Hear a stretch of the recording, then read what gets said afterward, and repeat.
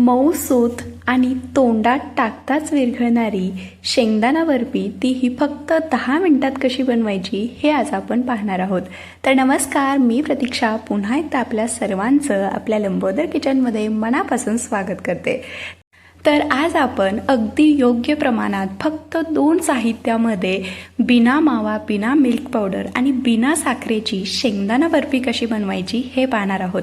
तुम्ही बघू शकता अगदी मऊसूत आहे आणि यामध्ये आपण एक सिक्रेट पदार्थ वापरलेला आहे, त्यामुळे ही बर्फी अशीच खूप दिवस मऊसूत राहते। तर चला तर मग आता वेळ न घालवता आजच्या व्हिडिओला सुरुवात करूया। तर त्यासाठी एका कढईमध्ये आपल्याला इथे 2 कप इतके शेंगदाणे घ्यायचे आहेत। शेंगदाणे आपल्याला अगदी स्वच्छ साफ करून घ्यायचे आहेत, कारण एखादा खडा वगैरे असू शकतो। तर आता अगदी मंद आचेवरती आपण हे जे शेंगदाणे आहेत ते साल तडकेपर्यंत अगदी खमंग असे भाजून घ्यायचे आहेत। तर शेंगदाणे नेहमी मंद आचेवरतीच भाजा, म्हणजे अगदी छान आतपर्यंत खमंग भाजले जातात। तर इथे बघा, एक 3 ते 4 मिनिटांमध्येच हे जे शेंगदाणे आहेत ते छान खमंग भाजले गेलेत। याची साल बघा अगदी पटकन निघते। तर आता आपण गॅस बंद करायचा आणि हे जे शेंगदाणे आहेत ते पूर्णपणे गार करून घ्यायचे आहेत। तर इथे हे शेंगदाणे जे आहेत ते पूर्णपणे गार झालेले आहेत। तर पूर्णपणे गार झाल्यानंतरच याची साल काढून घ्यायची, म्हणजे अगदी पटकन निघते। तर शेंगदाणे चांगले भाजले असले ना तर साल अगदी व्यवस्थित पटकन निघते, पण शेंगदाणे थोडे जरी कच्चे असले तर त्याची साल निघत नाही। तर आता शेंगदाण्याची साल काढण्यासाठी एक सोपी आणि खास ट्रिक तुम्हाला सांगणार आहे। आपल्याकडे अशा पद्धतीचा पावभाजीचा मॅशर असतो, त्याने हे अशा पद्धतीने क्रश करून घ्यायचं, मॅश करून घ्यायचं, म्हणजे अगदी साल पटकन निघते। तर इथे बघा संपूर्ण शेंगदाण्याची साल निघालेली आहे। आता याचा जो कचरा आहे, ज्या साली आहे त्या आपल्याला वेगळ्या करून घ्यायच्यात। त्यासाठी सुद्धा एक खास पद्धत आहे, ती म्हणजे अशा पद्धतीचा एक झाऱ्या घ्यायचा आणि हे चाळून घ्यायचं, म्हणजे साल अगदी सहज वेगळी होते। तर हे बघा अगदी संपूर्ण शेंगदाण्याची साल निघाले। असा एखादा शेंगदाणा राहिलेला असला तर असे हाताने काढून घ्यायचं, किंवा अगदीच नाही काढलं ना तरी देखील चालेल। एखादा शेंगदाणा तसाच असेल तर काही हरकत नाही। तर आता आपण हे चाळून बाजूला काढून घेऊया आणि अशाच पद्धतीने बाकीचे जे शेंगदाणे आहेत ते सुद्धा साफ करून घ्यायचे। तर इथे बघा संपूर्ण शेंगदाणे मी स्वच्छ करून घेतलेले आहेत। तर अगदी छान पांढरे शुभ्र हे शेंगदाणे दिसत आहेत। तर आता एका मिक्सरच्या भांड्यामध्ये आपल्याला हे जे भाजून घेतलेले शेंगदाणे आहेत ते घालायचे आणि याला झाकण लावून अगदी मिक्सर चालू बंद करत पल्स मोडवरती आपल्याला हे फिरवून घ्यायचं आहे। मिक्सर एकदम सरळ नाही चालवायचा, नाही तर त्याला तेल सुटण्याची शक्यता असते। तर हे बघा शेंगदाणे जे आहेत मी छान बारीक करून घेतलेत, एकदम पिठासारखं सुद्धा बारीक नाही करायचं, अगदी रवाळ याचं टेक्स्चर हवं आहे आपल्याला। तुम्ही बघू शकता छान अगदी पांढरं शुभ्र हे मिश्रण आपलं तयार झालेलं आहे। तर आता आपण आज वडी तयार करणार आहोत। त्यासाठी एका ताटामध्ये किंवा ज्या प्लेटमध्ये तुम्ही वडी जमवणार आहात त्याला आधीच असं थोडंसं तूप लावून घ्यायचं, म्हणजे वडी सेट झाली की ती अगदी ताटापासून सहज निघते। तर आता इथे मी ताटाला थोडंसं तूप लावून घेतलंय। आता एका कढईमध्ये आपल्याला 2 चमचे तूप घालायचं आहे। तूप घातल्यामुळे आपल्या जी बर्फी आहे शेंगदाण्याची त्याला एक वेगळीच आणि मस्त चव येते आणि मऊसुद्धा होते। तर आता तूप हलकंसं गरम झालं की गॅस मंद ठेवायचा आणि यामध्ये आपल्याला 1 कप बारीक चिरलेला गूळ घालायचा आहे। तर 2 कप शेंगदाण्यासाठी 1 कप गूळ अगदी पुरेसा आहे। तुम्ही गोड अगदी थोडंसं कमी जास्त सुद्धा करू शकता।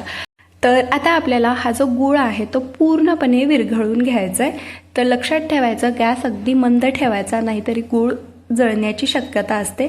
याचा आपल्याला 1 तारी किंवा 2 तारी पाक नाही करायचा, फक्त गूळ आपल्याला पूर्णपणे विरघळून घ्यायचा आहे। तर इथे बघा अगदी 2 मिनिटांमध्येच हा जो गूळ आहे तो पूर्णपणे विरघळलेला आहे।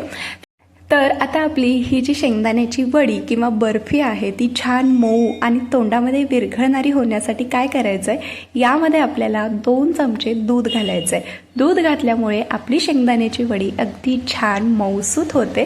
तुम्ही दुधाऐवजी इथे 2 चमचे पाणीसुद्धा वापरू शकता, काही हरकत नाही. तर दूध मी छान व्यवस्थित गुळामध्ये मिक्स करून घेतले. आता लगेच यामध्ये तयार करून घेतलेली शेंगदाण्याची पावडर आणि याची चव अजून दुप्पट करण्यासाठी अर्धा चमचा वेलची पूड घालायचे आणि अगदी झटपट आपल्याला हे व्यवस्थित मिक्स करून घ्यायचं आहे. गॅस मी मंदच ठेवलेला आहे. तर बघा, अगदी फटाफट हे मिक्स करून घ्यायचं. तर छान असं याला टेक्स्चर आलेलं आहे, बाइंडिंग व्यवस्थित आलेलं आहे. तर ही जी वडी आहे तुम्ही उपवासामध्ये खाऊ शकता किंवा मुलांना डब्यामध्ये काहीतरी गोडधोड द्यायचं आहे त्यासाठी सुद्धा ही वडी देऊ शकता. पूर्णपणे हेल्दी आहे.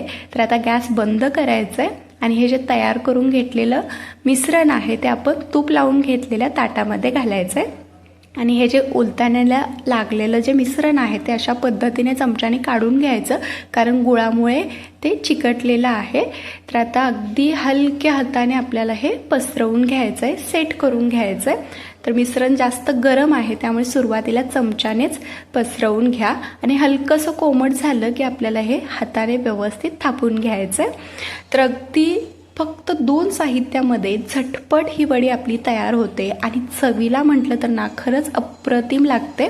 तर आता वरण थोडंसं याला सेट करून घेण्यासाठी मी अशा पद्धतीचं पेला घेतला आहे, त्याने आपल्याला हे पसरवून घ्यायचं आहे, म्हणजे अगदी छान व्यवस्थित एकसारखं हे सेट होतं. तर आता आपली ही जी वडी आहे ती अजून सुंदर दिसण्यासाठी यावरती मी थोडेसे पिस्त्याचे काप घालते. तुम्ही बदामाचे, काजूचे कापसुद्धा घालू शकता किंवा अगदीच नाही घातलं ना तरीसुद्धा चालेल. तर आता हे सुद्धा आपल्याला हे अशा पद्धतीने पेल्याने सेट करून घ्यायचं आहे. तर आता हे जे आपलं मिश्रण आहे ते हलकंसं गरम आहे तोपर्यंतच आपल्याला याला वडीचा आकार देऊन घ्यायचा आहे. म्हणजे काय होतं, वडी जी आहे ती थंड झाल्यावरती अगदी पटकन निघते. तर आता हे जे मिश्रण आहे ते थोडंसं कोमट आहे. तर तुम्हाला काहीतरी मधल्या आदल्या वेळेत गोडधोड आणि पौष्टिक खायचं असेल ना तर ही वडी अगदी परफेक्ट आहे. तर आता हे जे वडीचं मिश्रण आहे ते आपल्याला पूर्णपणे थंड करून घ्यायचं आहे. तर इथे बघा, हे जे मिश्रण आहे पूर्णपणे गार झालेलं आहे. तर आता लगेच आपण याच्या वड्या काढून घ्यायच्या आहेत. बघा, अगदी सहज या वड्या ताटापासून वेगळ्या होत आहेत.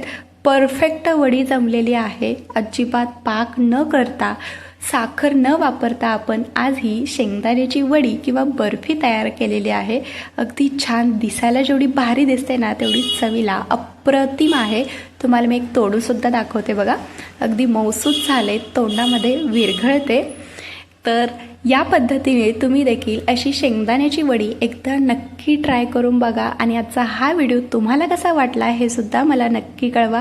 व्हिडिओ आवडला असेल तर लाईक करा, चॅनेलला सबस्क्राईब करा. पुन्हा भेटू अशाच एका नवीन आणि छानशा रेसिपीसोबत. तोपर्यंत धन्यवाद.